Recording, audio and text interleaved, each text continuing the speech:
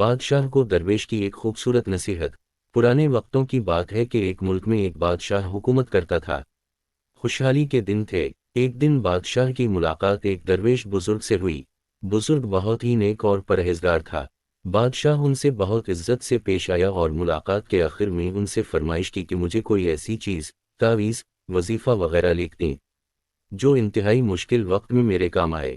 بزرگ خاموش رہے، لیکن بادشاہ کا اصرار بڑھا، تو انہوں نے ایک کاغذ کے ٹکڑے پر کچھ لکھ کر دیا اور کہا کہ اس کاغذ کو اس وقت کھولنا جب تم سمجھو کہ بس اب اس کے آگے تم کچھ نہیں کر سکتے، یعنی اس کاغذ کو انتہائی مشکل وقت میں کھولنا۔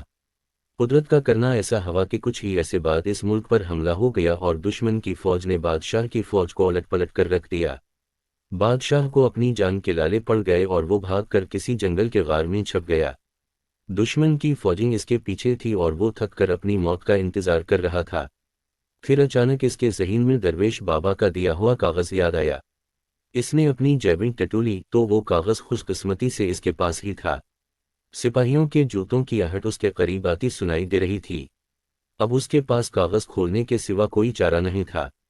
جب اس نے کاغذ کھولا تو اس پر لکھا ہوا تھا، یہ وقت بھی گزر جائے گا۔ بادشاہ کو بہت غصہ آیا کہ بزرگ نے میرے ساتھ یہ کیا کھیل کھیلا ہے، لیکن افسوس وہ کچھ نہیں کر سکتا تھا۔ اس نے تحریر کو کئی بار پڑھا لیکن اس کی سمجھ میں کچھ نہیں آ رہا تھا کہ درویش نے یہ کیا لکھا ہے اور یہ کیوں لکھا ہے۔ بالآخر اس نے اپنی تلوار پکڑی اور سپاہیوں کا انتظار کرنے لگا۔ سپاہی آئے تو اس نے مقابلہ کیا اور وہ بچ نکلا۔ اس کے بعد کئی مدت تک بادشاہ بہت خوار ہوا۔ کافی سال وہ اس مصیبت کو جھیلتا رہا۔ آخر کار اس نے دوبارہ ہمت کی اور اپنی فوج اکٹھی کرنا شروع کر دی۔ کافی سالوں کی محنت کے بعد اس نے اپنی فوج اکٹھی کر لی اور دوبارہ سے اس ملک پر حملہ کر دیا اور خوش قسمتی سے اس جنگ میں اس کو فتح نصیب ہوئی اور وہ ایک بار پھر اس سلطنت کا بادشاہ بن گیا۔ اس کی بہادری کے قصے دور دور تک مشہور ہو گئے اور رعایا میں اس کا خوب تذکرہ ہوا۔ اس کے دربار میں اور دربار سے باہر بھی لوگ صرف اپنے بہادر بادشاہ کو دیکھنے کے لیے آنے لگے۔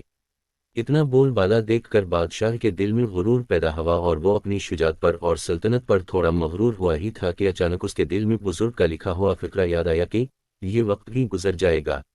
اسی لیے کہتے ہیں کہ وقت جیسا بھی وہ گزر جاتا ہے۔